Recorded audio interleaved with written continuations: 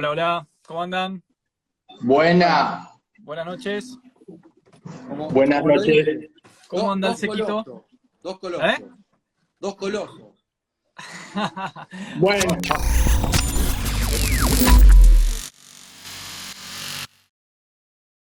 Bueno, a ver, temática del día, el inconsciente. El inconsciente, que, bueno, da mucho para hablar. Esto se puede analizar desde el punto de vista filosófico. Bueno, acá tenemos un filósofo, ¿no? Que entiendo que para la filosofía el inconsciente tiene que ver con esas partes del psiquismo que no están, digamos, que no están claras en la conciencia, o por lo menos hasta ese momento, ¿no? No sé, vos después dirás lo que opinás. Y después podemos entrar con el tema de Freud, Jung, Adler, todos estos, digamos, estos pensadores del principio del siglo que desarrollaron, bueno, muchos acá en el canal saben que yo a Freud no le tengo demasiado cariño, pero bueno, fue uno de los iniciadores. Si es que la historia que nos contaron es real, porque ahora ya cuestionamos todo, ¿no? Pero digamos, fue uno de los iniciadores del psicoanálisis. Bueno, tenemos a Adler, que no lo tengo tan claro, Adler, pero sí sé que tenía alguna peleita ahí con Freud, que creo que su sistema se basaba un poco en las compensaciones. Y Jung, que bueno, sí, por supuesto Jung, como está muy relacionado a la astrología, lo hemos visto mucho en su momento, por supuesto desarrolló todo lo que tiene con el inconsciente colectivo, y la famosa pelea con Freud, donde digamos se peleó con su papá, o por lo menos esa es la historia que conocimos. Y bueno, acá nos encontramos en pleno siglo XXI, año 2022, con estas cosas que tienen más de 100 años, o más o menos. ¿Qué opinan, muchachos? Les dejo la palabra. Me siento en un parcial de la facultad. Ni un mimo nos hizo, boludo. Ni una caricia, nada. Es esto es tipo cortito al pie, ¿no? Sí, sí, sí. A mí me parece, bueno, primero quería agradecer el espacio, ¿no? Y poder planear una conversación entre los tres. Así que muy agradecido por eso. Me resultó sugerente el tema y me parece que lo primero que tenemos que hacer es preguntarnos por qué estamos hablando de esto, más allá de las definiciones teóricas. Una primera pregunta es por qué nos resulta relevante tocar este tema. Yo no sé cuáles son las posiciones de ustedes, ahora los voy a escuchar, pero a mí me parece que es relevante por cuestiones éticas, cuestiones políticas, por cómo se construye la opinión pública, por cómo se tramitan los problemas del mundo hoy. Vivimos en sociedades hipercontradictorias, hipersintomáticas. Esto se trabaja en psicología política, no estoy diciendo nada nuevo. Lo trabajan los autores de Frankfurt hace 100 años, cómo las sociedades totalitarias y el surgimiento de las ideologías iban a condicionar la vida social, desde lugares muy enfermos, realmente de mucha rotura. Y a mí me parece interesante, al menos la óptica desde donde yo lo trabajo, en mi doctorado, el tema del sujeto político con un inconsciente que lo domina, es proponer que así como hay una hipótesis del inconsciente que se aplica en la clínica individual, cuando se hace psicoanálisis, ¿no? Esa hipótesis del inconsciente puede ser extrapolada, transportada a la dimensión social. Y pensar la hipótesis del inconsciente para pensar también no solamente una clínica personal, sino en algún punto los problemas sociales que nos atraviesan hoy. Entonces ese es el valor que yo le doy a la pregunta de por qué hablar del inconsciente y que no quede como una charla caprichosa de que se nos ocurrió hablar de esto, sino que me parece que hoy justamente lo sintomático y lo contradictorio de nuestra sociedad, por ejemplo, por qué la gente vota en contra de sus intereses, por qué no podemos frenar la violencia social, por qué la reacción, cómo se construye la opinión pública, el sentido común, todo eso presupone un inconsciente colectivo. Y ese es mi punto de partida. Perdón, Juan Pablo querido, hago un comentario y te dejo. Lo que vamos a hacer, pero muchachos, por es... favor, yo estoy encantado escuchando. Para mí es música para los oídos escucharlo a Nahuel. No te hagas el humilde, Juan Pablo. Mirá que Juan Pablo empieza a hablar y cagaste, te come. Sí. Te come en Por segundo. eso, por eso quería hacer un comentario y ya me callo. pero les propongo levantar la mano cuando alguien quiera hacer un comentario, así no nos interrumpimos. Yo igualmente ahora sí voy a hacer un mimo, les hago un mimo porque la verdad que, bueno, fue una intención realmente verdadera de poder hacer un vivo los tres. Me parecen dos personas que en cada uno en su rubro realmente fantásticas. Y bueno, se me ocurrió que por ahí, tocando alguna temática, bueno, vos propusiste el tema del inconsciente, Nahuel, me pareció bien, a Juan Pablo también, y me parece que podemos llegar a buen puerto. Ahora, desde un punto de vista astrológico, yo quiero aclarar que el inconsciente tiene que ver con el planeta Neptuno, y me parece también fundamental tocarlo en estos tiempos por el movimiento que está haciendo en el cielo Neptuno, y que tiene que ver de alguna manera con los sueños, con el inconsciente, con generar un velo, con la nebulosa, con las ilusiones y las desilusiones, con algo, digamos, de alguna manera, si querés, idealista y querer llegar al nirvana. Y en última instancia también puede tener que ver con evitar y olvidarse de este mundo cruel, del mundo de la tierra cruel. Por eso está asociado mucho a los viajes sobre la expansión de la conciencia, a los viajes exáticos, ¿no? Con plantas y qué sé yo. Bueno, quería, digamos, hacer este comentario y le dejo acá la palabra a Juan Pablo, querido. ¿Cómo andan, muchachos, muchaches? Che, bueno, gracias por la invitación. Ah, está prohibido eso en Capital, perdón. Fue un exabrupto de mi inconsciente, un acto fallido. Che, no, en serio, muchas gracias, Jochi, por la invitación. Bueno, un placer estar los tres juntos hablando de esto. Mi trabajo se basó en la investigación de lo inconsciente, así que también tengo mucho trato directo con lo inconsciente, más allá de toda la propuesta de los investigadores. Hablar teóricamente de lo inconsciente es completamente ridículo. Lo inconsciente se experimenta directamente. No podemos estar teorizando sobre el inconsciente. Hay que analizar el propio inconsciente. De hecho, Carl Jung trataba sobre ese tipo de temáticas, ¿no? Ser el propio objeto del experimento. Vos tenés tu inconsciente. Y eso me parece como súper importante, porque si no estamos teorizando, ¿no? Y lo más importante del inconsciente justamente es vivirlo.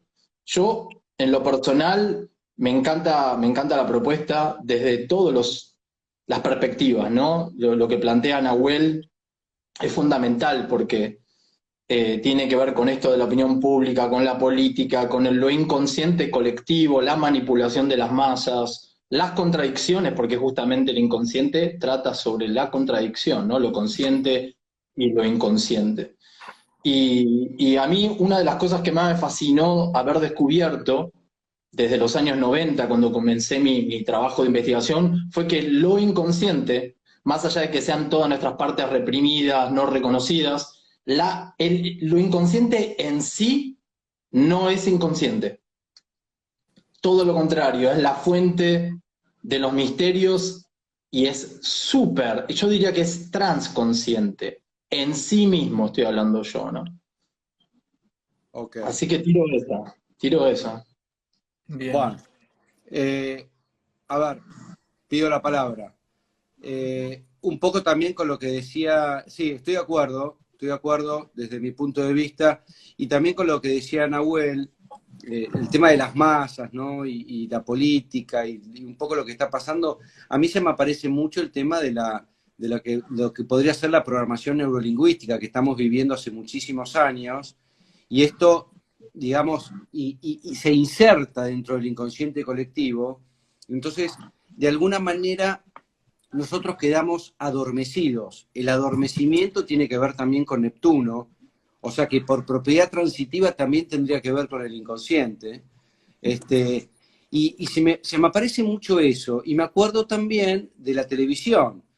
A ver, la trato del pasado, ¿no? Porque hoy por hoy, digamos, antes había solamente televisión, donde uno veía eso, ese aparatejo de TV, ese aparatejo maldito, si querés, como muchos decían, y de alguna manera ingresaban los rayos a través del astral. Acá nos metemos en mundos más esotéricos, pero eso ingresa y uno no puede decodificarlo, es como que ingresa sin barreras, no tenemos barreras para decodificarlo y quedamos de alguna manera automatizados. Perdón, por ahí me fui de tema, no sé, los dejo, digan lo que quieran. Vamos en ronda. Vuelve a Nahuel la pelota. Dale. Sí, yo trato de ser más, a veces metódico con las definiciones. Desde mi posición personal creo que una disertación en algún punto presupone una pregunta, ¿no? Por un lado, de qué estamos hablando y por qué hablamos de esto, y en el otro lugar, un conjunto definicional a partir del cual vamos a abordar el tema. A mí lo que me interpela de la noción del inconsciente, primero en términos históricos, es que formalmente lo encontramos en el discurso psicoanalítico a partir del siglo XIX, cuando se empiezan a estudiar los temas de la conciencia intencional, acá empiezan a pasar la diferencia entre psicoanálisis y psicología, todos los trabajos de Brentano, maestro de Husserl, donde la noción del inconsciente va a venir a partir, ¿no? A la hipótesis del inconsciente va a venir a partir las aguas entre psicoanálisis y psicología, con lo cual una primera cuestión hay que ponerla ahí. Cuando hablamos del inconsciente estamos hablando de un concepto restringido disciplinarmente, no es un concepto universal que aplique para cualquier cosa. Y justamente si la psicología va a ir para un lado, como decías vos recién, Hochi, positivista, empirista, con respecto a lo que entiende por la mente humana, el psicoanálisis, a los psicoanalistas obviamente no les gusta que lo diga, pero me la banco y ya he discutido mucho con ellos, va a ser básicamente lo que va a ser del psicoanálisis una forma de filosofía sistematizada y aplicada. A los psicoanalistas les gusta decir que su disciplina es autónoma o que surge por sí misma. Lo cierto es que abrís cualquier libro de psicoanálisis y encontrás citas a autores filósofos. ¿Por qué? Porque no es posible pensar el psicoanálisis y la hipótesis del inconsciente sin su relación histórica con la filosofía, de la que bebe y extrae sus conceptos madre. Por ejemplo, Gilles Deleuze nos dice que ya hay una primera concepción primigenia del inconsciente en Parménides, cuando Parménides habla del no ser como un ámbito de lo real, que si bien convive con nosotros, dice Parménides, es intransitable, incognoscible, es algo que no se puede experimentar. Entonces, también volvemos a encontrar acepciones similares a lo que hoy llamamos el inconsciente, o a lo que el psicoanálisis ha denominado el inconsciente, por ejemplo en San Agustín, en Duns Scoto, en la metafísica medieval. Bueno, Juan Pablo sabe también de esto, las regiones oscuras de la conciencia. Agustín se refería a los recuerdos oscurecidos por la mente humana. Entonces ya Agustín en el siglo IV empieza a hablar de la importancia de recordar, de rememorar, el concepto que va a tomar Benjamin, ¿no? La Eigendenken, para de alguna manera en el recuerdo traer cosas de lo tirado en los arcanos profundos de la mente hacia la conciencia. Entonces, también recupero esto que decías vos, Hochi, es imposible hablar del surgimiento del concepto del inconsciente sin pensar en la dimensión onírica, la dimensión del sueño, la dimensión de lo reprimido, de la fantasía. Tengo acá una breve cita y te paso la palabra. Nos dice, por ejemplo, Walter Benjamin, en un libro que se llama Libro de los Pasajes, nos dice algo muy impresionante. La historia del sueño, lo onírico, no ha sido escrito todavía. Comenzar a indagar el sueño implica dar un golpe decisivo a la superstición de su limitación natural por medio del esclarecimiento histórico. O sea, hasta tal punto no conocemos ni siquiera la naturaleza profunda de nuestro dormir, de nuestro ensoñar, que los filósofos más importantes han demandado que se haga una filosofía del sueño, relacionada profundamente con la expresión de lo reprimido en el inconsciente. Entonces, me parece como que está bueno como colocar una línea, ¿no? de dónde viene esto, porque sin Nietzsche, Freud no podría haber hablado, ni Breuer podrían haber hablado del inconsciente, por ejemplo, ¿no? Y sus instintos. Totalmente, claro, buenísimo. Sí, sí, sí. Es fundamental porque es básicamente, yo no voy a tratar de minimizar las citas técnicas y la terminología técnica por la gente, ¿no? Porque para que podamos entender de una manera más simple de qué estamos hablando, de qué se trata todo eso y de qué me sirve hoy en día a mí, ¿no? O sea, ¿de qué nos sirve a nosotros hoy en día estar hablando de todo esto? Aunque me fascina, saben que me gustan mucho los tecnicismos y la investigación, pero desde la antigüedad más remota se conocía todo esto, aunque no llevaba el nombre de lo inconsciente, llevaban otro tipo de nombres como el misterio, lo arcano, y formaba parte de la iniciación.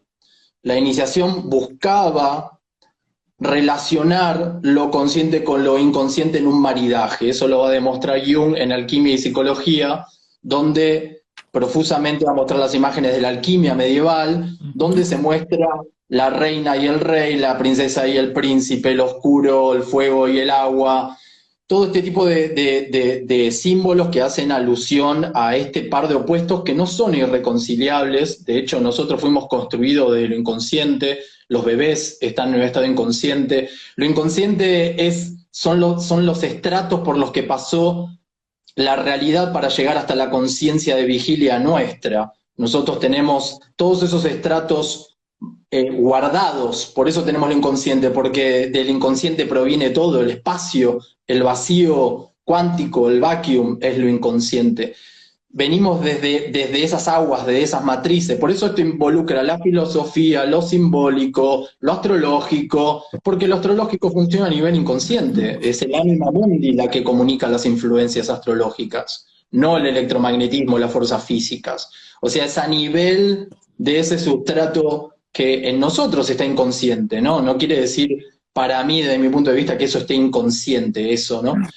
Así que me parecen como temas súper profundos porque de esa relación crece y se expande la conciencia, de nutrirse de la relación con lo inconsciente. Yo ahora más adelante voy a seguir desarrollando esto porque hice un ejercicio de vida de esto. O sea, yo desde muy chiquito me relaciono de manera muy profunda con los sueños y mi propio inconsciente, y fui descubriendo un montón de trucos, técnicas que fui desarrollando para generar este vínculo, ¿no? Porque creo que uno de los puntos más interesantes de Freud es haber descubierto, que no lo descubre él, que son las capacidades terapéuticas del inconsciente. ¿Qué quiere decir esto? Que relacionarnos con el inconsciente, con el contenido inconsciente, nos puede llegar a curar de ciertas cosas. Esto es fundamental. En la antigüedad esto era completamente fundamental. Así que bueno, abro también y continúo el juego en ese sentido, ¿no? Por esos caminos. Sí, yo quiero aclarar que por ahí yo estoy más grande arriba porque el vivo se inició de la cuenta de Lesica Films, pero todos tenemos la misma importancia acá. No, porque viste que muchas veces la gente hace comentarios al respecto.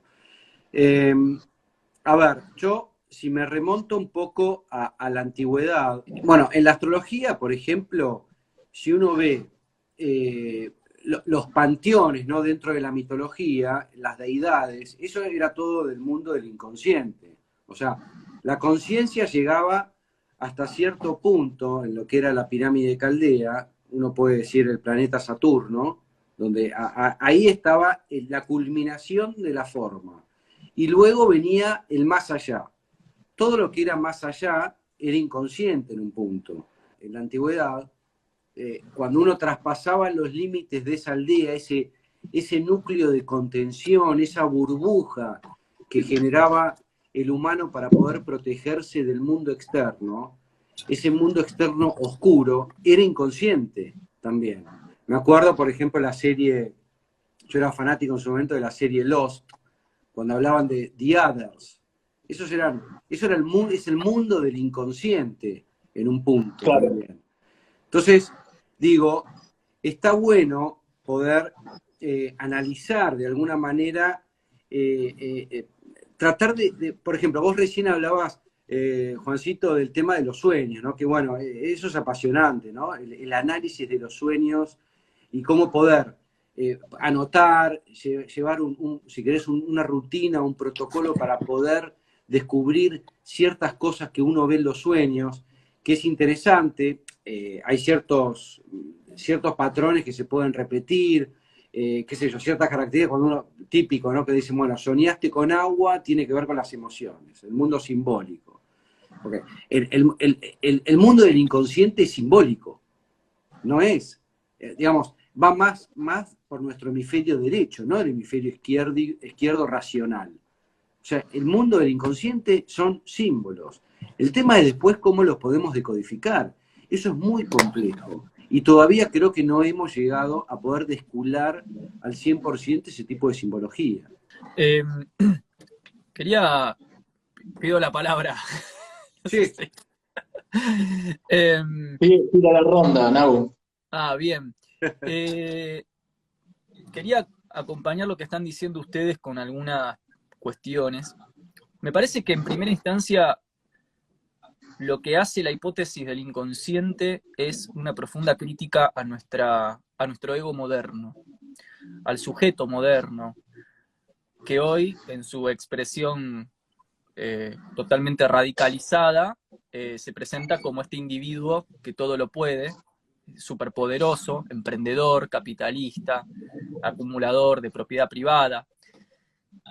Un individuo que siente que puede resolverse a sí mismo y puede agotarse a sí mismo, es decir, el famoso concepto de infatuación, ¿no? Algo producto de, por supuesto, una cultura del sálvese quien pueda y como pueda y sobre todo solo.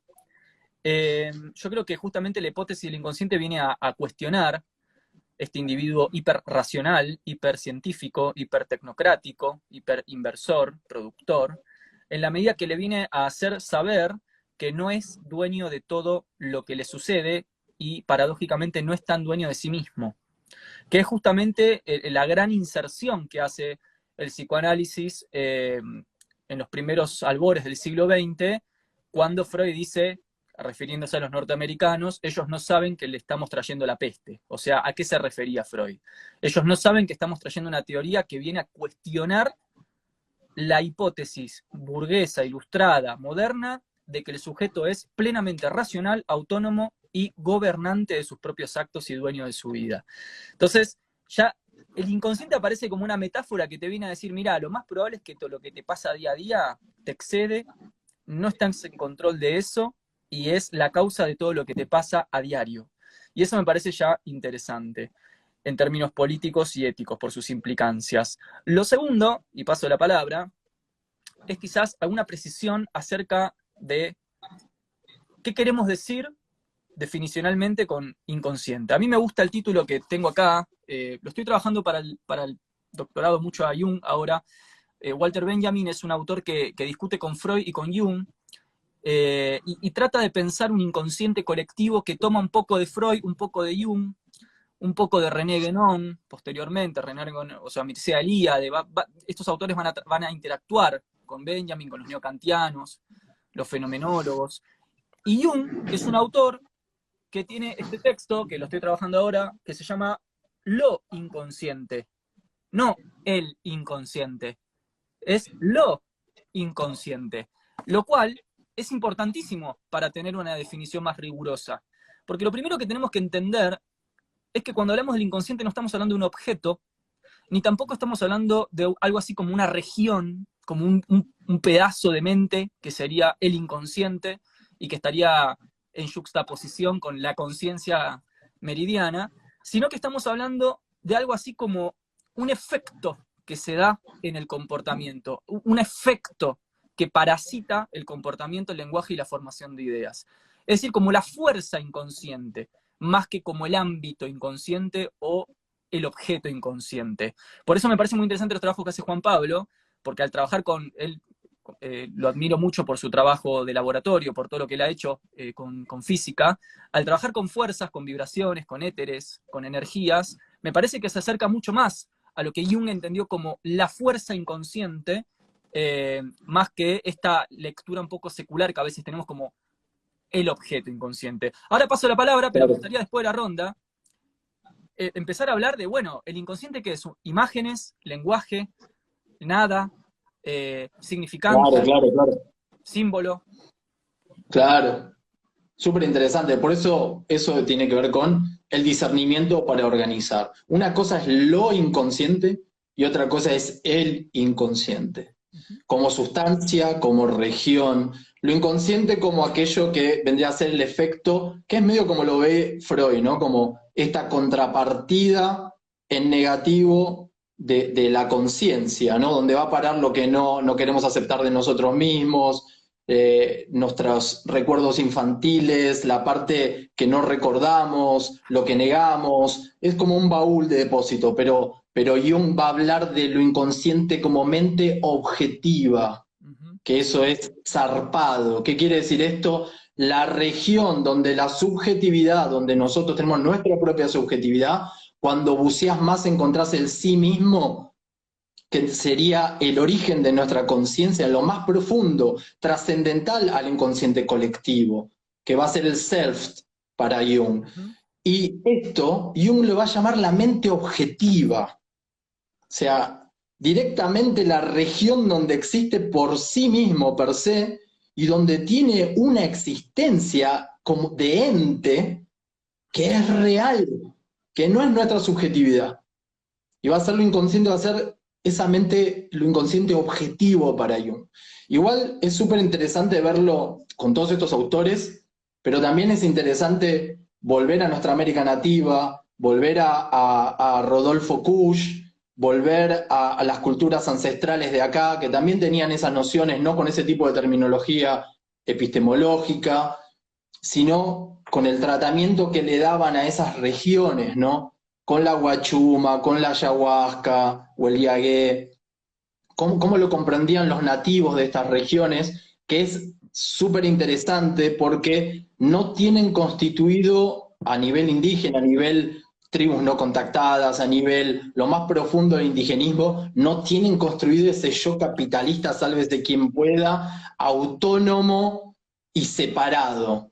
Ese divorcio entre la conciencia y la inconsciencia, los pueblos indígenas no lo tienen.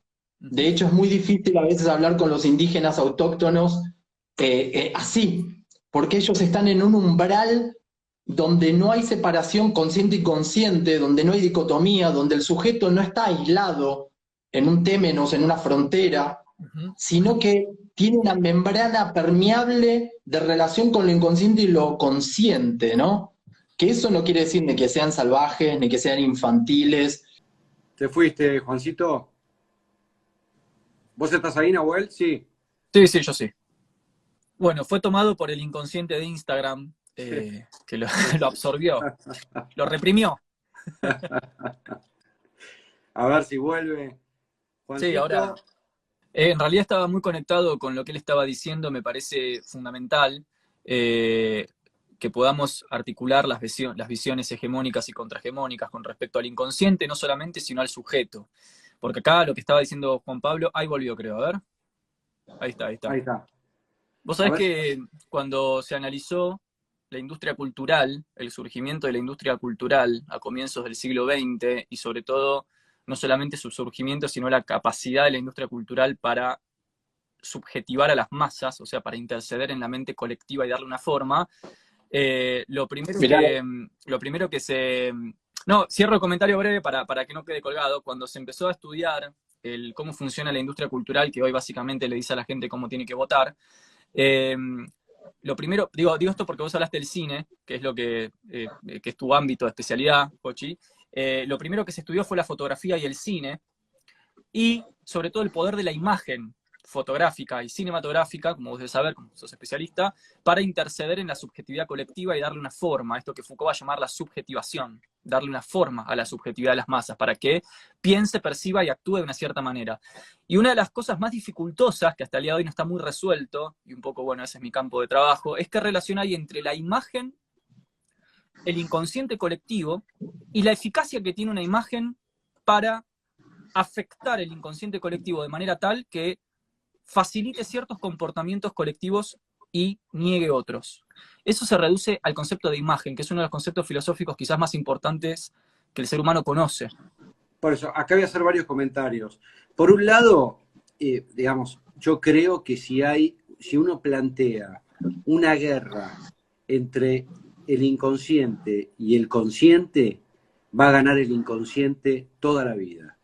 O sea, digamos, si nosotros tuviéramos el inconsciente y el consciente, de alguna manera, y esto ya es una percepción personal, pero el alma está ligada al inconsciente. Entonces, ahí nosotros nos tenemos que plantear si realmente los deseos que hacemos en la vida, o sea, el deseo básico, se puede hablar de pulsión si querés, lo rige la parte consciente o el inconsciente.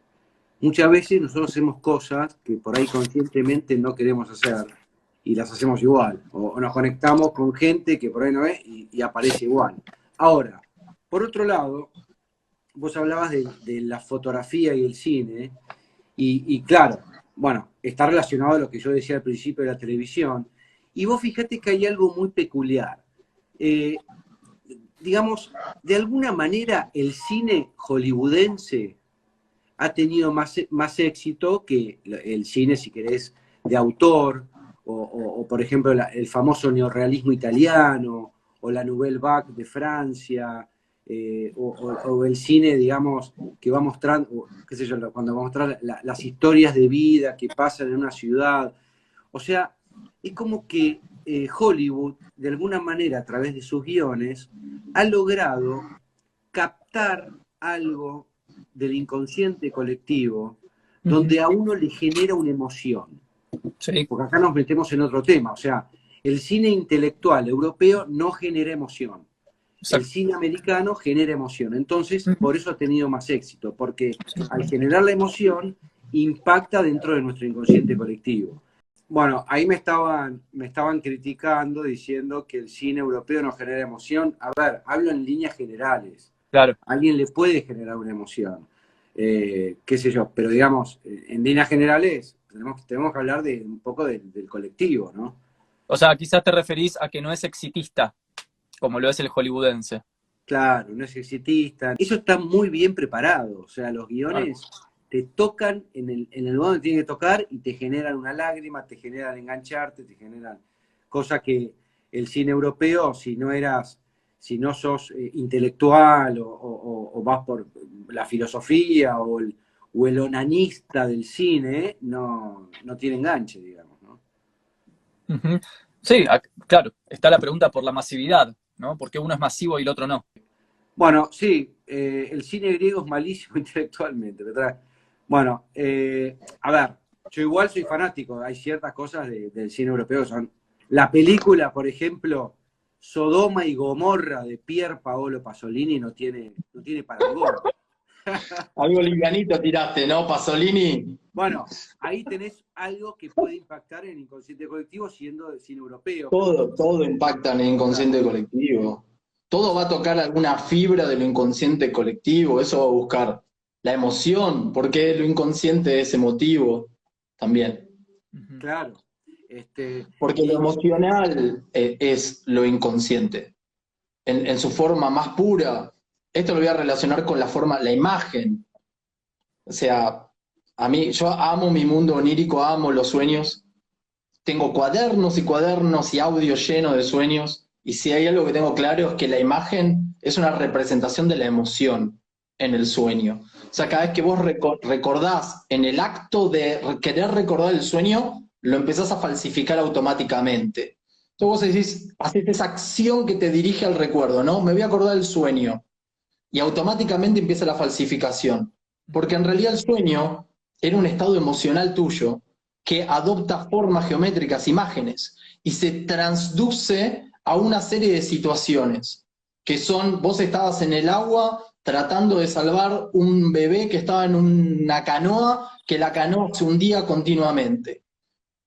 Y eso es un estado emocional. Yo creo que para mí es súper complejo el tema del inconsciente, no vamos a poder hablarlo hoy, no podemos restringirlo a algo, porque los sueños son un montón de cosas. Son muchas cosas los sueños. Tengo cientos de sueños, anoto mis sueños desde que soy muy chico. En temporadas no lo hago, en temporadas sí. Los sueños giran alrededor del sentido, por eso se repiten. Si vos los pones en serie, decís sueños sexuales, sueños de paranoia, sueños de volar, sueños de llegar tarde al aeropuerto o a tomar el colectivo, sueños de esto o aquello. Y los ponés, vas a ver que periódicamente se repiten. Y lo que hace eso, cuando vos lo vas poniendo, es un círculo, como una espiral, porque lo que hacen es señalar el sentido de forma metafórica. Y ahí hay muchísimo, ¿no? A nivel jurisdicción, a nivel lo que es la jurisprudencia. O sea, no se castiga a un chico con síndrome de Down por un asesinato. Es un atenuante matar a alguien si estás drogado, porque está relacionado con lo inconsciente. Eso volviendo también a algunas cosas que tienen que ver con lo que decía Nahuel y con lo que tiene que ver con la configuración de nuestra psique, ¿no? Esto también para traerlo y vincular toda la charla, ¿no? ¿Por qué nos impacta una historia? Porque tenemos una estructura inconsciente que se va a identificar con eso. Por eso el cine de Hollywood, por eso Disney, porque están los arquetipos de las historias de siempre, ¿sí? Más para un lado o para el otro, porque así te van a manipular, ¿no? El mensaje subliminal, el dirigirte, el programarte, ¿sí? Y ahí hay cuestiones muy profundas. No, yo creo que todo esto que estamos abriendo no es para una charla en un vivo, porque es muy complejo el tema, que tiene que ver con el libre albedrío, la capacidad de elección, la programación, la relación con lo inconsciente. Cuando uno empieza a relacionarse con lo inconsciente y empieza a observarlo, empieza a interactuar con uno y la conciencia se expande y cambian las decisiones y cambia esa situación de la programación. Cuanto vos más te relacionás con lo inconsciente, menos programado estás. La programación pasa cuando vos negás lo inconsciente en ese sujeto aislado que estaba describiendo Nahuel hace un rato, ¿no? Del sálvese quien puede, del sujeto positivista, del eterno progreso en línea hacia adelante, separado de la naturaleza, de lo inconsciente. Cuando uno tiene una relación natural, le presta atención a su inconsciente, se relaciona con él, la conciencia se expande. Yo creo que ahí hay una ecuación que hace a la salud, que es inconsciente más inconsciente igual superconsciente. Negar el inconsciente fue lo que trajo la neurosis, eso Jung lo sabe muy bien. Haber quitado el sistema de iniciación, la mitología, los ritos de pasaje, todo eso nos enfermó la cabeza porque esos eran válvulas que la cultura tenía milenariamente para administrar la relación con lo inconsciente, la ceremonia, el simbolismo, toda esa relación natural que tenía el indígena con el ritual y la ceremonia era para poder, ¿sí? De alguna manera, eh, eh, ¿cómo se podría decir? Incluir lo inconsciente en la vida y relacionarse con lo inconsciente. No se olviden que de lo inconsciente van a venir los sueños premonitorios, va a venir el genio, va a venir la intuición artística, son las musas, ¿sí? De ahí van a venir, que te susurren las ideas, las brillantes ideas. Y trabajan en sinergia, ¿sí? A mí me pasa continuamente que yo estoy detrás de una idea, cargo con mi consciente, hago estadística, digo, ah, mira, este símbolo se repite acá, esto se repite allá, esto está por acá. Y de un día para el otro me viene una idea brillante que me dice el resultado. No lo alcanzo yo. Parece que lo inconsciente me lo da porque lo llené con esa estadística que lo hizo la conciencia. Entonces me parece que hay un trabajo en sinergia, hay una relación muy interesante, hay un hierogamos, un matrimonio sagrado, hay algo que no sé, como entidades modernas del siglo XXI, eurocentradas, nos estamos olvidando y perdiendo, ¿no? Yo tengo ahí una pequeña diferencia con el planteamiento de Juanpi, una diferencia teórica, más no una diferencia ética ni praxeológica. En principio, absolutamente de acuerdo, esto está documentado en la filosofía, la importancia de la dimensión ritual, del rito, no solamente como el establecimiento de la frontera entre lo sagrado y lo profano, sino como válvulas de descarga que no solamente de alguna manera conectaban con el inconsciente universal, sino además con... Ah, ¿se fue Jochi? Sí, lo que digo es no solamente la dimensión ritual opera como un establecimiento de frontera entre lo sagrado y lo profano y con la conexión con algo así como la conciencia universal, también llamada en Platón la idea del bien o Dios en la escolástica medieval, sino que opera como válvulas de relación instintiva, porque no solamente en el inconsciente reside una supuesta relación con una sabiduría mayor, sino las pulsiones e instintos naturales más primigenios del ser humano, que pueden ser estimulados con imágenes, con símbolos, y por eso obviamente hoy nuestra industria cultural nos refuerza la imagen del delito, el crimen, la guerra, el horror, la violación, la pudredumbre, para justamente apelar a esto medio arcaizante de nuestro inconsciente, que es la relación con los instintos primitivos.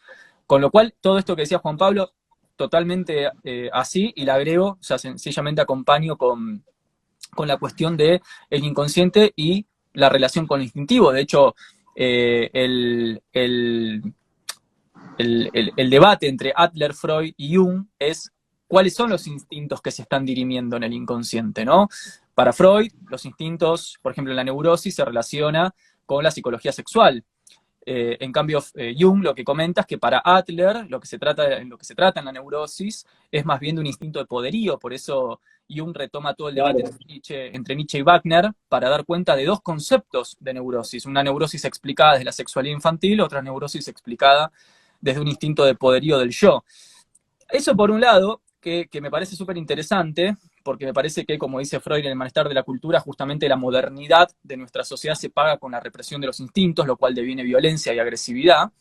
Pero, dicho eso, mi diferencia con Juanpi en términos teóricos es la siguiente. Yo creo, al menos desde mis estudios, que la idea de que uno puede inmediatamente relacionarse con el inconsciente o inmediatamente, por ejemplo, a través de la interpretación de los propios sueños, y de esa manera desarmar nudos patológicos o fuentes de padecimiento como la neurosis obsesiva o la histeria, para mí es un error teórico, porque justamente presuponer que uno se puede inmediatizar a sí mismo y autoanalizar y autoabordar es justamente no ver que cuando haces eso, el inconsciente está operando.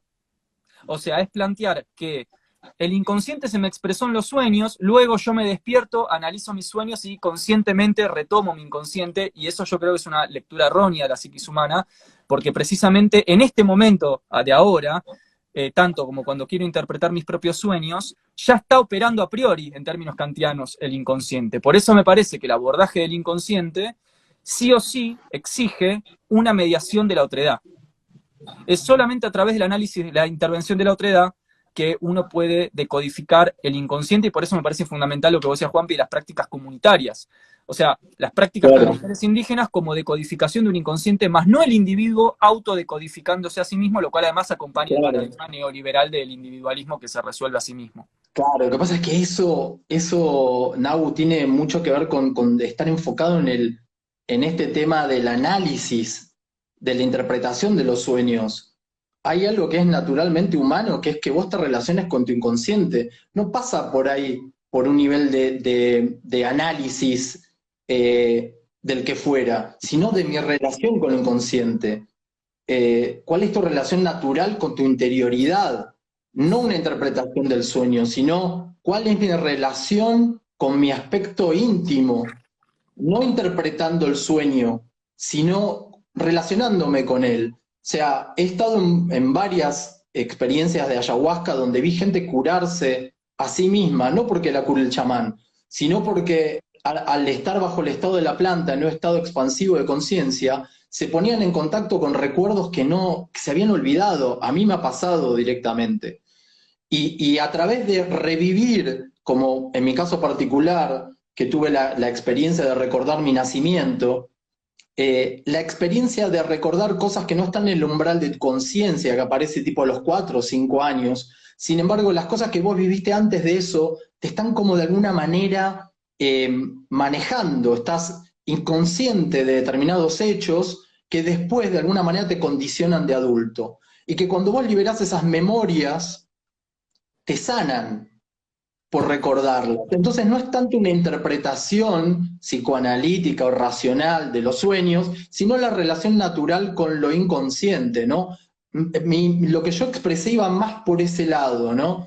De qué manera ponerse en contacto con la intimidad de uno y su inconsciente, más allá de la interpretación, digo, soñé esto, ¿qué significa? Sino relacionarte con eso y tener una gimnasia, te digo por experiencia personal, y supongo que muchos de ustedes lo deben tener, ahí te habilito, Jochi, es que cuando vos al inconsciente le prestás atención, lo estimulás y se manifiesta más todavía. Entonces cuando vos empecés a ver qué soñé anoche, te acordás más de los sueños, empezás a relacionarte con lo inconsciente y empieza a ser como estimulado y tiene muchísimas más reacciones. Te acordás más de tus sueños y no solo entrar en la región de lo inconsciente a través de los sueños, que eso era lo que comenté un poquito, sino que es paradójico porque yo empecé a entrar al inconsciente consciente y eso me generó como una paradoja lingüística. ¿Cómo? No me quedo dormido, observo la pantalla psíquica, aparecen las imágenes, estoy soñando y no estoy durmiendo. O sea, estoy lúcido como un observador viendo lo que sucede. Y ahí empecé a darme cuenta de un montón de situaciones que me hacían meterme en esas regiones sin dormirme. Y me generó todo un conflicto semántico, epistemológico, como es lo inconsciente, pero yo estoy consciente. Y ahí empecé a darme cuenta que una cosa es lo inconsciente como lo reprimido, que era lo que definías vos, y otra cosa es la entidad de lo inconsciente, que en sí misma no está inconsciente, y que vos podés generar una relación con eso y comunicarte, como nos estamos comunicando nosotros tres en este momento. Y se establece una relación de la que vos podés verte beneficiado de manera increíble, porque te da soluciones a los problemas, te dice lo que va a suceder en el futuro, es el ámbito de la precognición, de la clarividencia, del arte, podés sacar ideas. O sea, Dalí pintaba así, miraba el lienzo, se iba a dormir y soñaba después lo que pintaba, ¿no? Yo, a modo creativo, siento, ¿no?, como un lazo súper intenso con eso. Me parece genial porque antes iba a hacer un comentario en relación a Nahuel, ahora primero te tengo que hacer un comentario en relación a lo que dijiste recién, que claro, me encantó eso de ingresar al inconsciente de una manera consciente, porque vos sabés, esto te lo voy a relacionar con el momento antes de partir en esta vida. Vos fíjate que lamentablemente lo que se hace con un paciente terminal es adormecerlo con morfina. Entonces, esa persona no tiene la capacidad de ingresar conscientemente al otro mundo, que es el inconsciente. Totalmente, Eso es lo que están totalmente, generando. totalmente. Por Totalmente. otro Bueno, me lado, acuerdo de Andrew Huxley tomando el LSD en el momento de morir, ¿no? Porque quería vivir la experiencia de lleno y tomó el LSD en el momento que se estaba muriendo. genial.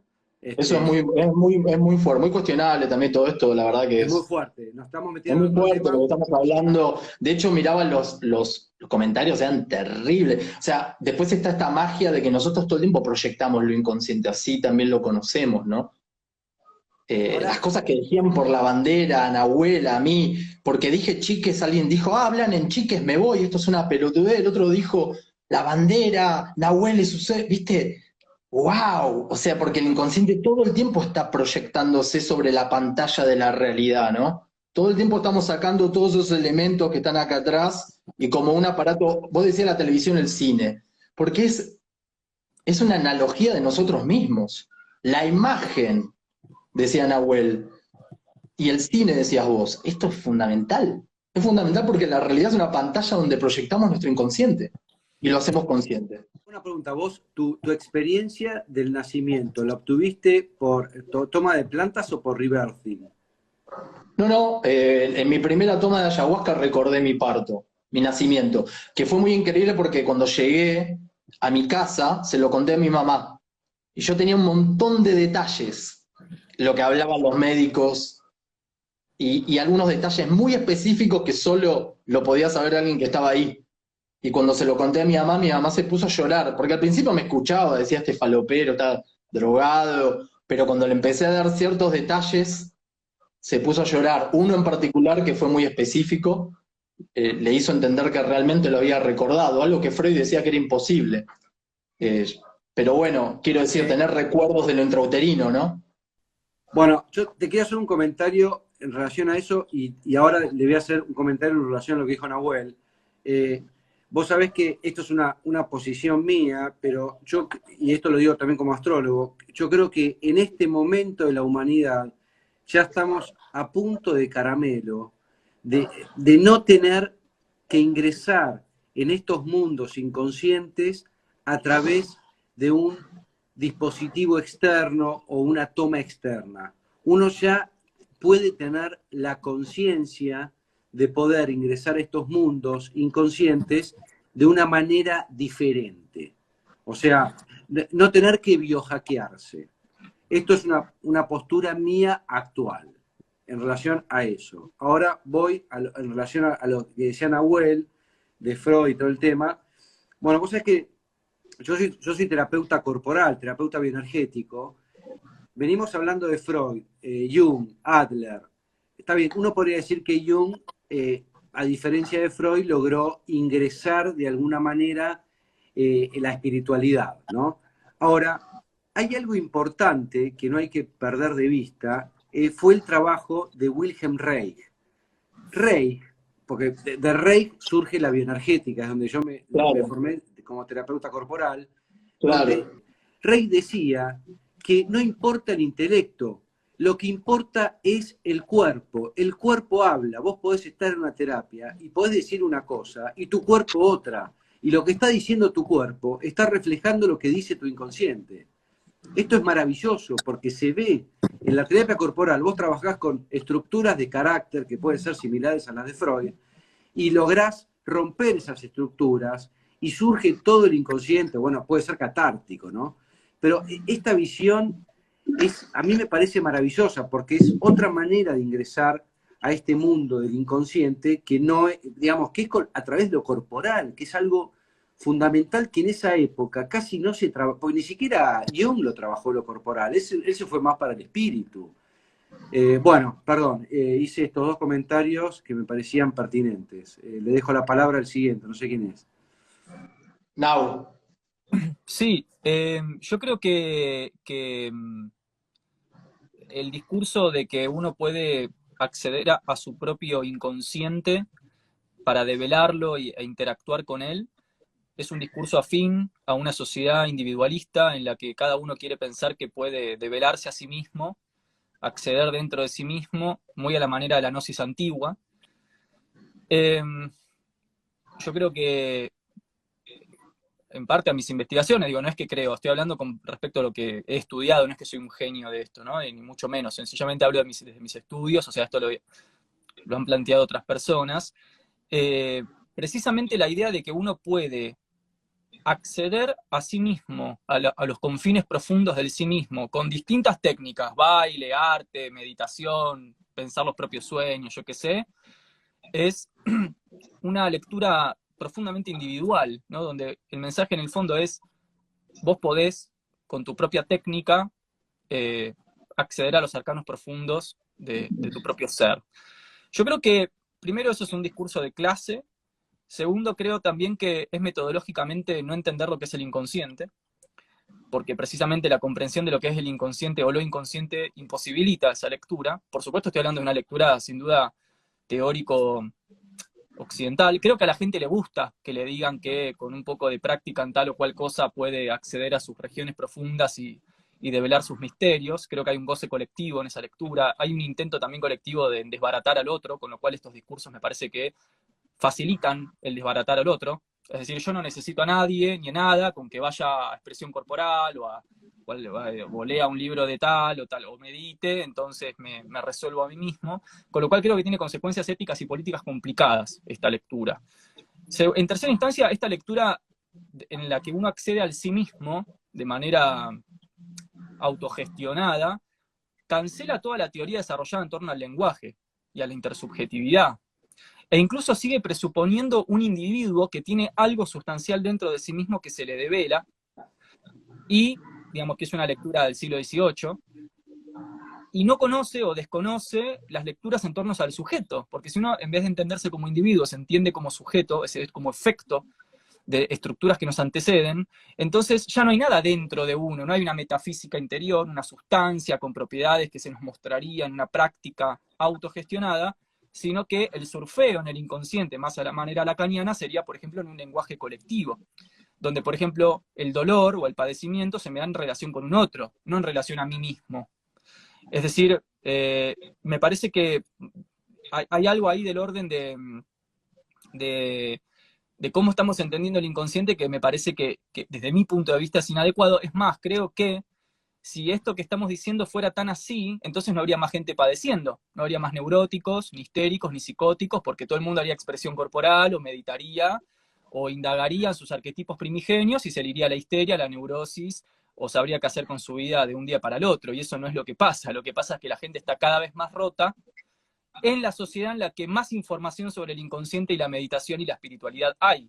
Es decir, que el acceso a esta información, y acá también discuto el posicionamiento de Hochi, no garantiza la resolución del problema. Yo sostengo que al inconsciente se lo mediatiza con un otro, no de manera autogestionada. Esa es mi posición personal, que no es la del psicoanálisis, sino la de la filosofía, que luego retoma el psicoanálisis. Digo esto porque mucha gente piensa que estoy elaborando un discurso psicoanalítico.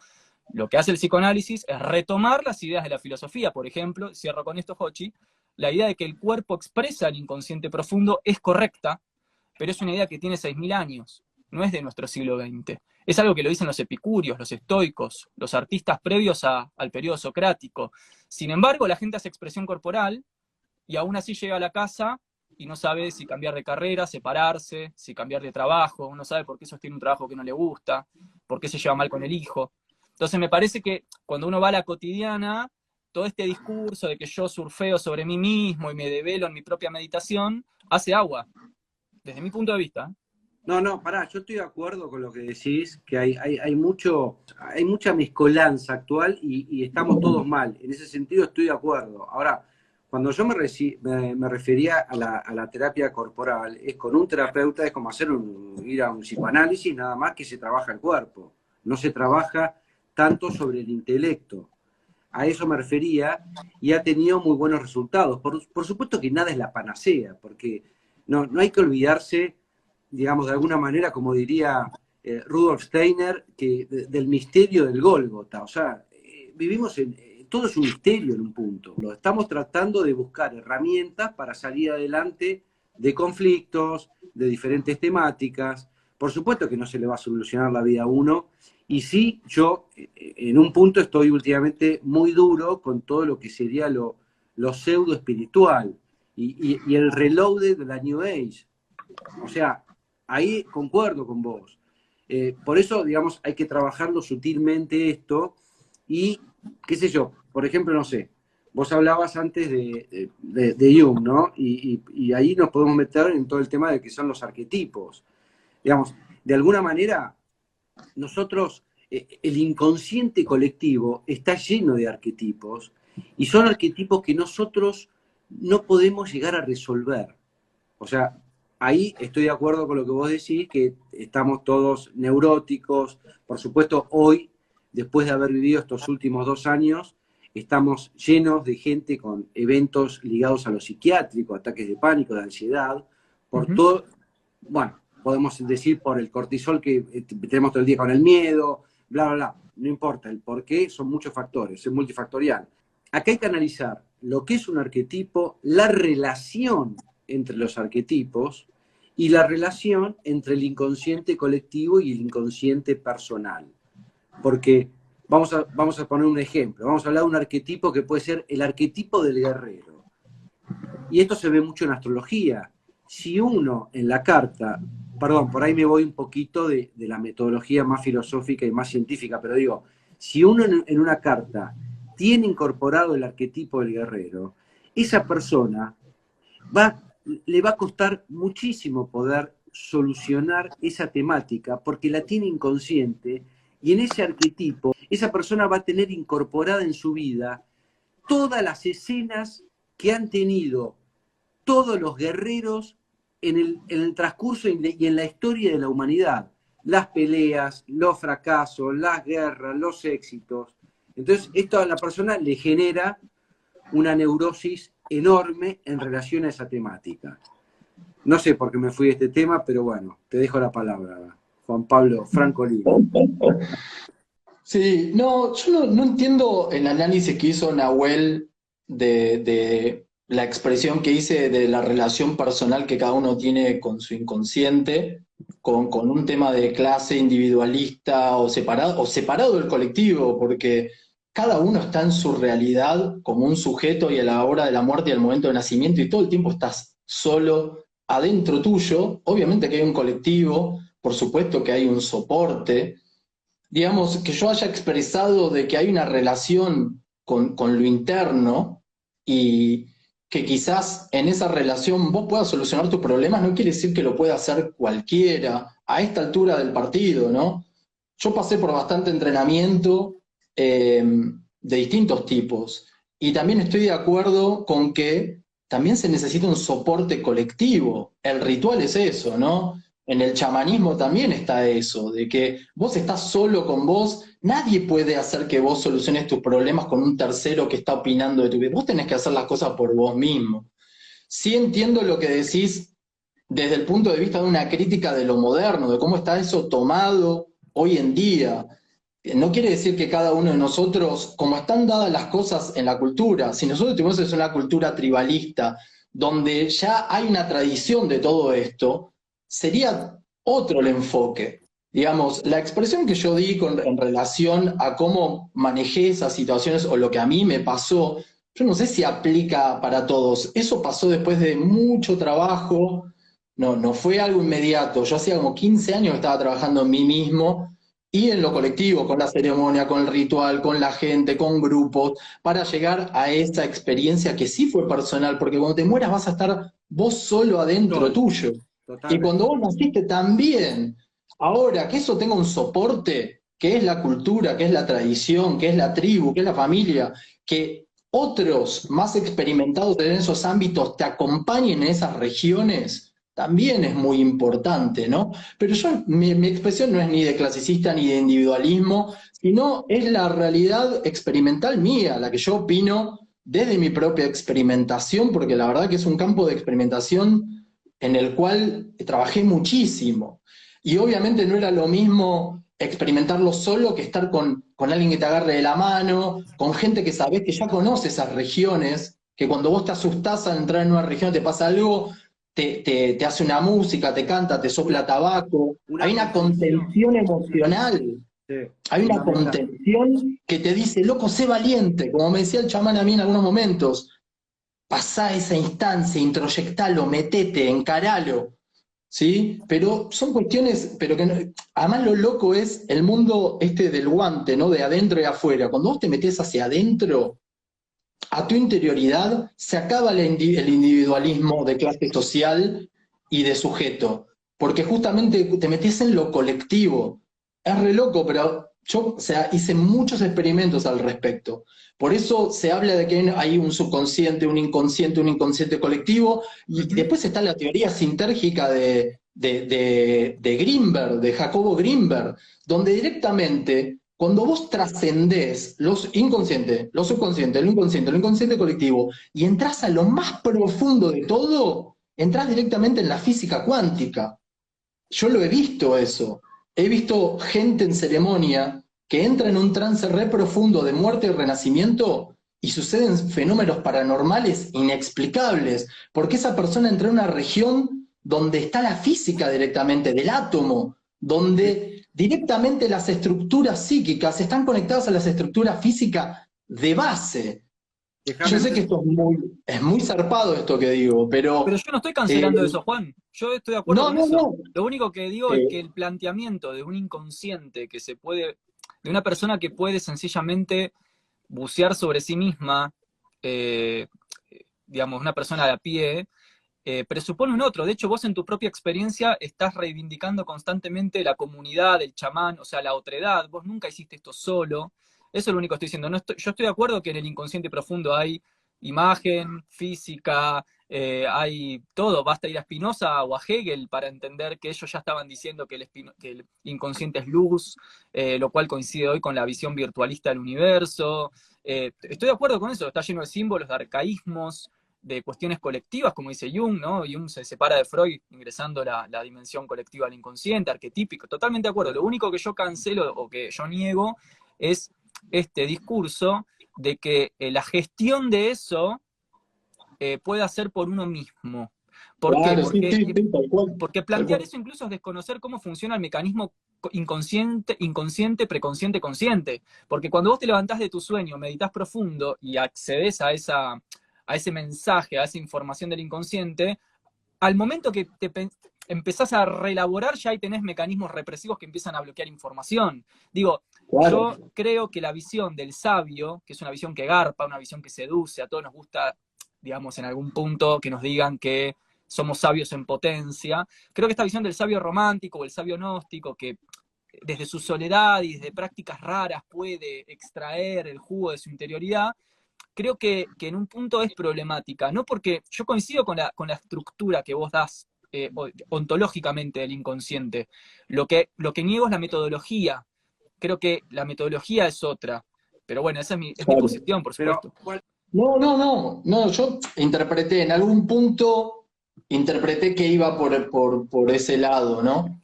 Que la estructura estaba correcta, pero y entiendo lo que decís porque hay un peligro, hay que tener mucho cuidado ahí porque está el peligro del individualismo, el peligro de yo puedo solo.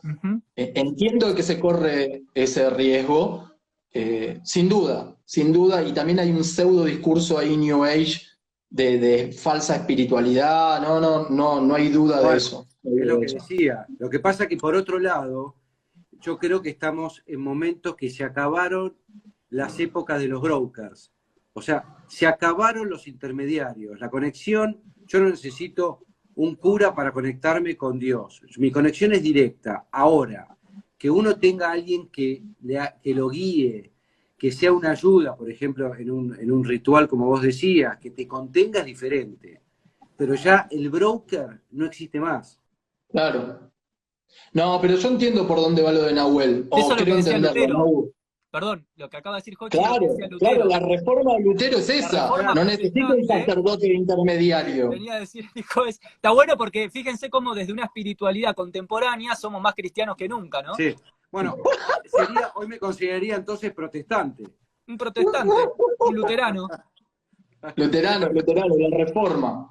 Un Tal cual, reformado. tal cual.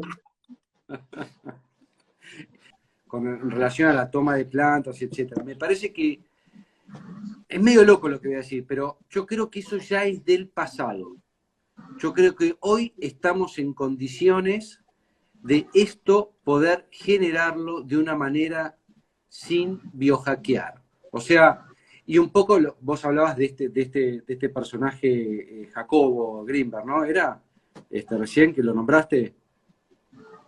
Sí. Bueno, esto es muy interesante porque él desarrolla, si no me equivoco, hace varios años, en colegios de México, todo lo que se llama la visión extraocular.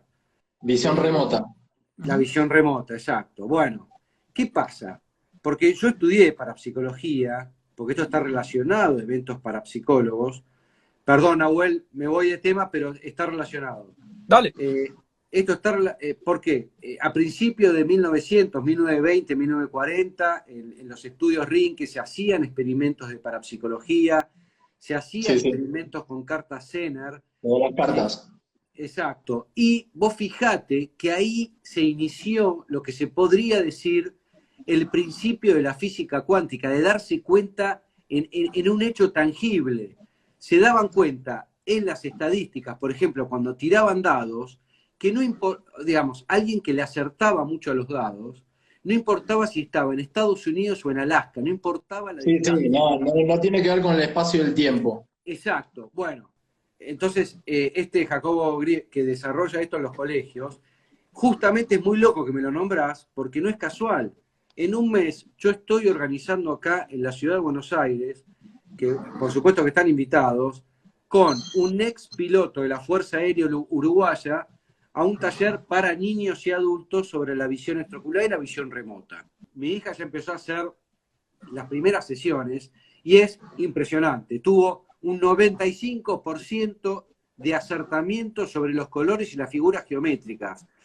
Por supuesto, para nosotros va a ser más difícil, va a depender de la persona, del nivel de capacidad que tenga de conexión, bla, bla, bla, pero un niño entre 6 y 12 años no está formateado y tienen la posibilidad de acceder a estos mundos. Por eso yo les digo, esto van a ser los superpoderes de los niños. Esto va a tener que ver con la educación del futuro, señoras y señores. Sí, igual no agarremos cada cosa que decimos como si eso fuese el valor absoluto de la opinión de la otra persona, ¿no?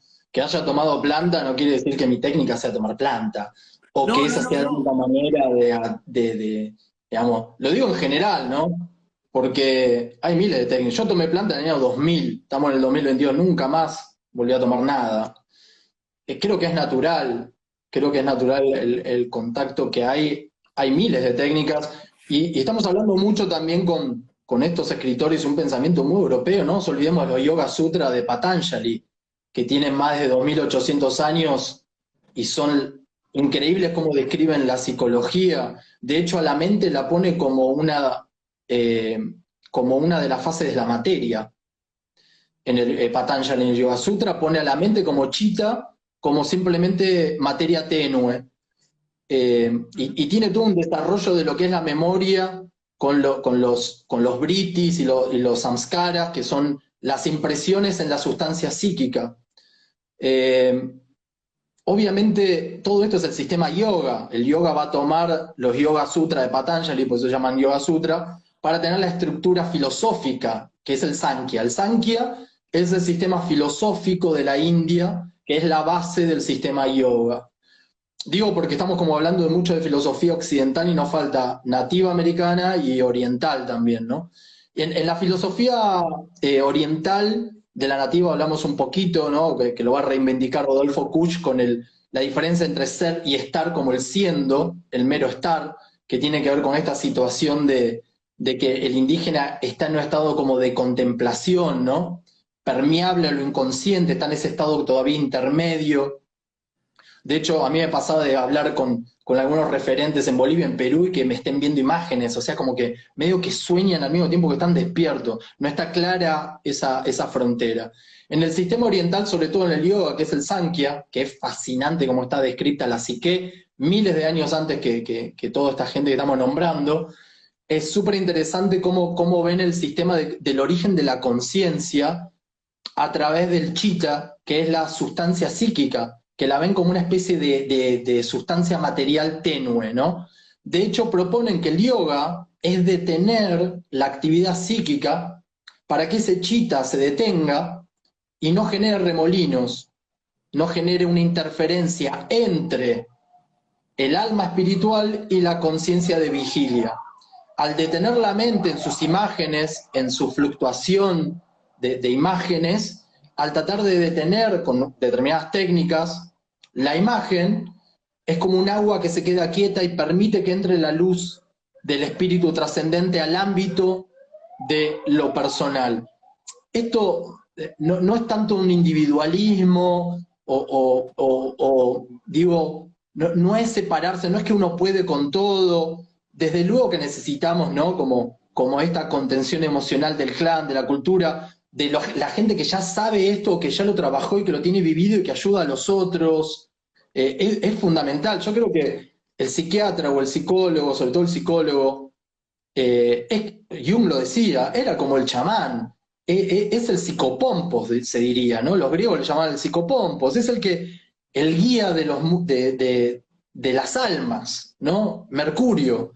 Hermes, que es aquel que tiene esa sabiduría, que tiene la experiencia y que es capaz de guiar a otros de esas regiones, ¿no? Para llevarlo y traerlo, ya sea de forma personal o como un profesional, ¿no? Y creo que eso estaba en la tribu, estaba en la cultura. Yo creo que también entiendo la posición de lo que estuvimos charlando, de que este discurso es peligroso porque nosotros no estamos en una tribu, no estamos en una cultura ancestral con una tradición milenaria, estamos en una sociedad de consumo materialista reduccionista. Entonces, traer ese discurso donde la persona sin contención y sin un contexto trata de hacer el experimento solo, es medio raro, es un doble discurso, es raro. Aparte, Por eso también entiendo de dónde viene la crítica, ¿no? No, yo creo que no, quizás no estoy siendo claro, Juanpi, yo no te estoy criticando a vos.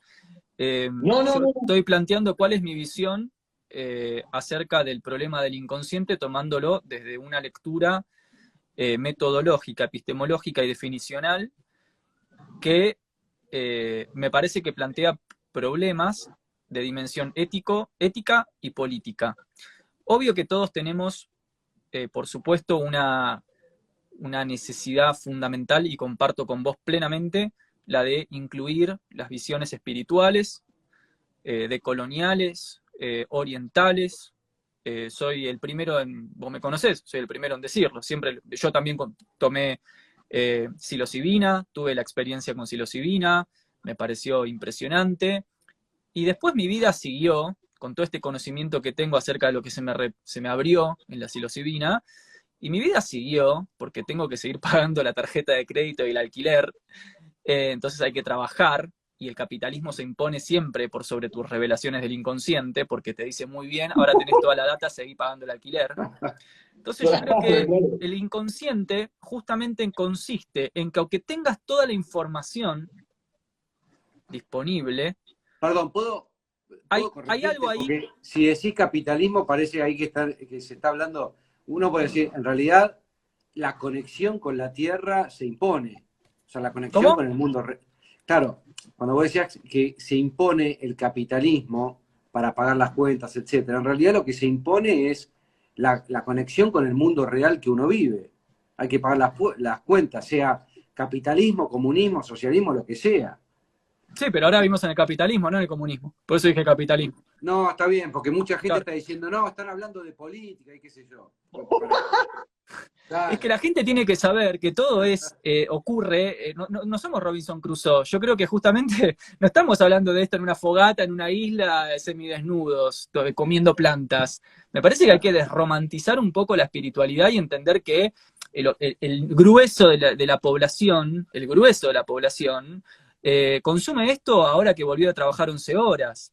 Ahora que volvió a laburar y que pagó la tarjeta, le dio de comer a los pibes, no sé qué, se ve un vivo sobre el inconsciente y la espiritualidad, y está muy bien, pero le acaba de pasar que laburó precarizado o explotadamente 11 horas.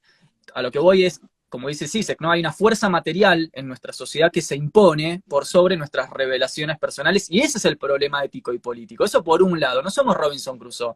Yo creo que hay una romantización de la figura de lo espiritual o de la naturaleza, lo territorial, que se romantiza justamente de manera burguesa, es decir, se romantiza desde el lugar de invisibilizo todas las cadenas de explotación que me anteceden todos los días, y creo que por leer un libro de arquetipos primigenios, entonces ya puedo autogobernarme. Yo discuto esa posición, no digo que la de ustedes es falsa, yo digo, esta es la mía. La mía es que no estamos en una isla, sino que estamos precisamente en Instagram, ¿no? O sea, esto lo estamos hablando en el seno del capitalismo duro, entonces me parece que ese es el chiste, ¿no? O sea, Instagram dice, ustedes hablen de la espiritualidad y el inconsciente, mientras nosotros facturamos con este vivo. Entonces, digo, eso por un lado. Pero volviendo al tema del inconsciente. Ahí dicen que parecemos Kicillof, Macri y Milei. No, pero justamente a lo que voy con esto es a lo que Lipovetsky menciona en la era del vacío. La era del vacío. Yo soy Milei, boludo, mirá el pelo. ¿Eh? Yo soy Milei, mirá el pelo mío. Por favor, volvé. Si no caemos en una fetichización de la cuestión, se fetichiza la charla, digo, si no asumimos que estamos politizando y politizados. A ver, a lo que voy es, ¿dónde se expresa para mí el inconsciente como imposible? ¿Dónde se expresa? En que aunque tenemos los conocimientos y los saberes, no podemos evitar ser explotados, por ejemplo. O aunque tengo los conocimientos y los saberes, y hice psilocibina, e hice un retiro en una selva, y entonces volví, le conté a mis amigos, y luego, ¿no? Llego a mi casa y me peleo con mi esposa o mi esposo o mis hijos, y no puedo dejar de hacerlo. Y la repetición del síntoma está, y la compulsión a la repetición también. O en que aunque tengo los saberes espirituales más profundos, aún así no sé qué hacer con mi vida. Y agarro una carrera y la dejo, agarro un trabajo y lo dejo, no sé con quién estar, no puedo cortar, no puedo arrancar. Entonces, me parece que esa es la prueba empírica, no la experiencia propia, sino lo que colectivamente acontece es que aunque tenemos todos los saberes, no podemos cambiar la realidad, por lo menos de manera estructural. No estoy hablando en términos individuales, si uno hizo compost en la casa o no. Estoy diciendo que en términos estructurales, nadie la puede cambiar. Y conozco mucha gente que accede a estos conocimientos espirituales profundísimos diariamente, a nivel semanal, y sigue repitiendo sus síntomas y llega a la casa y se violenta con sus hijos y no sabe qué hacer con su vida, son neuróticos de primera, y no pueden dejar la neurosis aunque hicieron la psilocibina. Entonces digo, ahí está el inconsciente. Aunque tenés los saberes, no los podés gestionar. A eso voy. Claro. Pero esa, permiso, esa no es toda la cuestión. Porque hay un montón de gente que sí cambia. O sea, Estructuralmente cambiar lo hablo, ¿eh? estructural de la Estructuralmente. cultura. Acá hay un Estructuralmente. problema para mí. A ver, observo este problema. Permiso, ¿eh?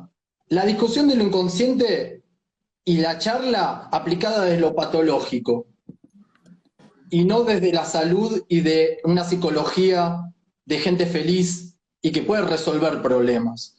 Por supuesto que el aparato de la estructura es enorme, pero yo conozco un montón de gente que sí, por tener no una experiencia de psilocibina, sino por un trabajo profundo dentro de sí mismo, pudo curarse de síntomas y pudo transformar su realidad, por lo menos trabajar o hacer lo que ama. Conozco mucha gente en ese sentido, que realmente pudo gestionar esa experiencia para ser feliz y para lograr vivir de lo que ama y salir de los patrones de violencia, de tratar mal a los demás, y mejoraron sus relaciones por estas experiencias que estamos hablando. Romantizarlas y generalizarlas de que por tener una experiencia de ayahuasca o psilocibina lo vas a cambiar, no, porque yo he tenido experiencias con gente que empeoró después de tener una experiencia de esa. No, Sin y Y duda. Pedro conozco Brotes, gente, yo he conocido gente y que conozco está. gente que gestionó esa experiencia, la trabajó y se transformó. Ahora, transformar el sistema como estructura implica una transformación mucho más grande a nivel de muchos de todos nosotros que construyamos una transformación de sistema. Conozco un montón de gente que trabajó en sí misma y hoy día está presentando proyectos de ley para los humedales, que está luchando para... Es re complejo. Entonces, yo creo, en mi optimismo romántico, y quizás inocente, o de que sí podemos transformar este sistema. Es un monstruo, es enorme, no lo vamos a cambiar porque me tomo una psilocibina un día o me pego un viaje un día. Esto es un trabajo muy profundo de responsabilidad, pero yo creo que si empieza a cambiar uno, otro, que yo vi mucha gente cambiar, y así como vi mucha gente que no fue lo mismo que nada, si queremos cambiar esta estructura social y cultural, que la creamos nosotros de alguna manera, o que tiene una historia desde Sumeria hasta ahora y la generación del Estado romano, para llegar a las invasiones, para llegar a conquistar y saquear América, que eso va a estar contemporáneo al Renacimiento y a la reforma de Lutero, luterana, etcétera, etcétera. Yo creo que la conciencia es el motor. No es fácil, pero yo creo que si empezamos a transformarnos a través de estas experiencias sagradas, yo cada vez que tengo acceso a esa experiencia sagrada, parezco un masón. Cada vez que vuelvo, quiero hacer algo sociopolítico. Es como que no le veo otra. No le veo otra. Yo creo que hay dos discusiones. La realización personal como un eje y la realización colectiva como el otro eje. La salvación del alma de uno por sí mismo, más allá de todo el sistema, y la transformación de la sociedad y la cultura y la política. Cada vez que vos tenés una de estas experiencias íntimas tan profundas con el núcleo sagrado, tu comportamiento en el día a día tiene que empezar a cambiar. De nada sirve si volvés a tu casa y le pegás a tu mujer o te enojás. Empezar a transformar eso. Y yo creo que lentamente, si logramos aplicar eso pragmáticamente, podemos generar una transformación de acá a un tiempo. Yo creo que si muchos de nosotros empiezan a entrar en eso, podemos generar una transformación, estar más atento a lo que hacen los políticos, seguirlos, legislar, estar atento a esto, estar atento Claro, a lo otro. yo creo lo Y mismo. así, con esta conciencia, podemos llegar a transformarlo. Obviamente el aparato es un monstruo, es enorme. A mí me pasa lo mismo, ¿viste? Como, che, qué jodido, tuve la experiencia de lo sagrado y tal cual, tengo que pagar los impuestos, tengo que pagar esto, tengo que pagar lo otro. Terrible. Pero hoy en día vivo de lo que amo. Ujú. Y vivo de lo que amo porque seguí esa conexión, Sí, aunque sí. entiendo que necesitamos un establecimiento político y social de eso. No basta con que yo solamente me realice en mi intimidad solo. Pero, Lo ¿sabés lo tengo que que pasa, Juanpi? transportar. Perdón, corto, muy breve. Lo que pasa mayoritariamente es que la gente busca realizarse sola. Yo no veo en los barrios pobres ejércitos de gente espiritual llevando plantas y rituales chamánicos a los pobres, digamos. No pasa, no los ves en los psiquiátricos, no los ves en las cárceles. A todas estas personas lo que les gusta es que le digan que pueden indagar en sí mismas y cambiar su propia conciencia, pero cuando les preguntás, che, ¿toda esa conciencia que vos tenés implica un otro? ¿Tiene alguna extrapolación ética y política? ¿Haces algo por un otro? Digamos, hay una institución que... Eso no está. Claro, Entonces, lo que yo voy claro. es que yo comparto tu posición, la comparto plenamente, pero creo, y acá está mi diferencia teórica, no práctica con vos, sino teórica, que si no pensamos el inconsciente y la espiritualidad de manera adecuada, rápidamente, inconsciente, espontáneamente cae en individualismo. Cae en que yo me Claro. encierro en mi casa, me como mi plantita, leo mis libros de Jung, miro un canal de YouTube de espiritualidad, y después, bueno, los ves en las villas, en los barrios, en la mitad de la pobreza, a todos esos que hablan de conciencia suprema y de que se conocen supremamente, no los ves prestando servicio.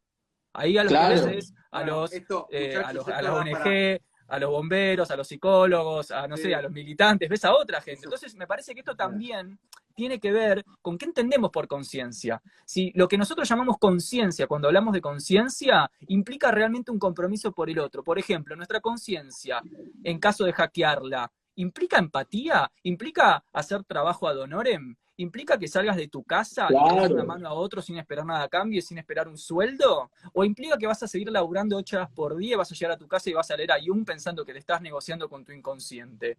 Digo, me parece que esa es la pregunta. Claro, claro. Déjame parar, perdón, Jochi. Estoy reservado. Tenemos que terminar. Listo, tenemos que terminar. No, pero Jochi, dale vos, que te quedaste, no podías aportar. Dale, Jochi, dale vos, perdón. No, es que quería comentarles que me encantaría seguir, es más, podemos hacer uno más adelante, voy a ver si lo puedo comunicarme con Bernardo Nante para incluirlo, y seguir reflexionando y ampliando el tema del inconsciente, me parece que da mucho para ampliar.